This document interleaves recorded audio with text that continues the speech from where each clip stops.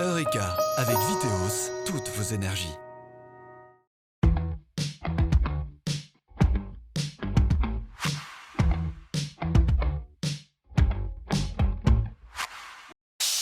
Salut à tous, bienvenue dans Eureka, l'émission qui parle énergie et développement durable. Nous sommes aujourd'hui sur un site historique exceptionnel, le Moulin de Bayrel au Val-de-Rue qui vise l'autonomie énergétique. On verra que malgré son grand âge, il bénéficie d'outils modernes comme des panneaux solaires, mais aussi d'un système hydraulique ou encore d'une scierie restaurée. De plus, on aura la chance d'accompagner des élèves qui participent au projet Graines de chercheurs du Parc Chasseral. On vous explique tout, mais d'abord, petit rappel historique des lieux. Le moulin, construit vers 1416, a été rebâti sous sa forme actuelle en 1642, puis remis en état après un incendie survenu tout juste un siècle après, en 1742. Une scierie est ajoutée au XVIIIe siècle, puis une ferme au milieu du XIXe. Situé à Saules, le moulin de Bayrel a bénéficié ces dernières années d'une grande rénovation, couplée à l'installation de systèmes d'énergie renouvelable. Dernière restauration en date, la scierie dont la scie fonctionne grâce à la force de l'eau. Maintenant j'avance de 2 dents, on peut aller plus vite, mais le mouvement là il est donné par la quantité d'eau.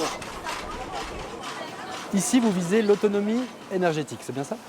C'est ça, oui. On a entrepris plusieurs actions pour ça. Avec l'hydraulique, on a utilisé les moyens que nous léguait le patrimoine du site. Pas tout le monde a la chance d'avoir de l'eau pour faire tourner un moulin. Et puis par la suite, on a un peu étoffé avec des turbines et puis des panneaux solaires. L'aspect didactique est aussi une priorité. En 2021, une centaine d'élèves a découvert le moulin dans le cadre du projet Graines de chercheurs lancé par le parc régional Chasseral. Par groupe, vous allez partir à la découverte de ce bâtiment historique. Vous allez recevoir une carte par groupe avec une image. Vous devrez essayer de retrouver cet élément autour du bâtiment. Eureka avec les 7 âges d'Ahuillard. Action! Sur le toit de la ferme, on trouve aujourd'hui des panneaux solaires. Ils transforment l'énergie du soleil en électricité et légèrement camouflée, je dirais. Pour respecter les règles du patrimoine bâti, ces panneaux solaires sont intégrés à leur environnement. Est-ce que vous avez une idée du nom qu'on donne à cette couleur? Entre le brun et le beige. Moi, je dirais un peu beige mauve. C'est terracotta. Je connaissais pas, mais pas du tout. Vous avez appris une nouvelle couleur. Oui, alors ça. Merci. Vous allez pouvoir le placer dans les repas de famille, ça fait bien. Cette classe des Villards visite pour la première fois l'éco-moulin. Au travers du projet de Graines de chercheurs, il y a une vingtaine de classes par année qui peuvent s'inscrire. C'est un projet qui est gratuit pour les classes qui sont dans le périmètre du parc, donc dans les communes membres du parc. Et puis chaque année, on essaye de proposer à d'autres enseignants avec d'autres classes toucher de nouveaux élèves. Cette transmission à la jeunesse, c'est quelque chose qui vous tient à cœur?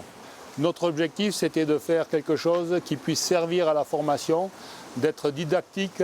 C'est vraiment une illustration qu'on a fait un bon choix parce que je crois que l'énergie, ça va devenir quelque chose de crucial dans les années à venir. On a vu différentes choses. On a vu la roue à auget qui est actionnée par la force de l'eau. Cette pièce métallique en forme de roue plus petite, ça c'est l'engrenage. Ça actionne après le mouvement de la scie. C'est ingénieux tout ça.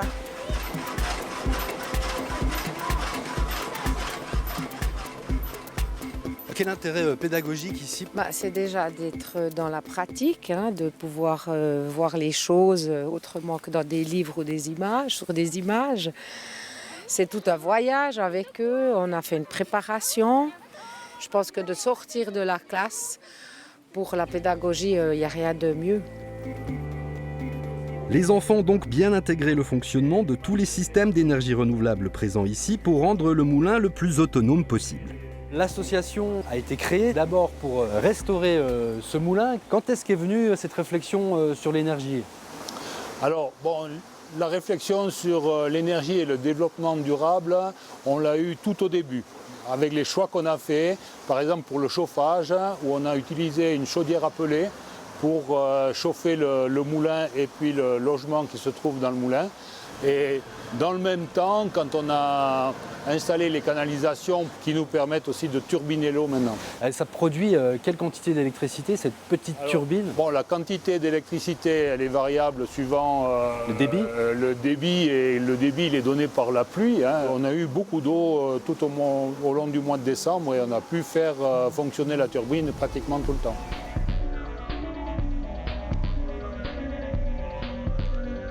Si vous aussi vous souhaitez visiter le moulin de Bayrel, l'occasion rêvée, ce sera le 28 mai pour la journée suisse des moulins. Vous pourrez bénéficier à cette occasion de nombreuses animations. Eureka, c'est terminé, on se retrouve le mois prochain. D'ici là, restez branchés sur Canal Alpha. Salut!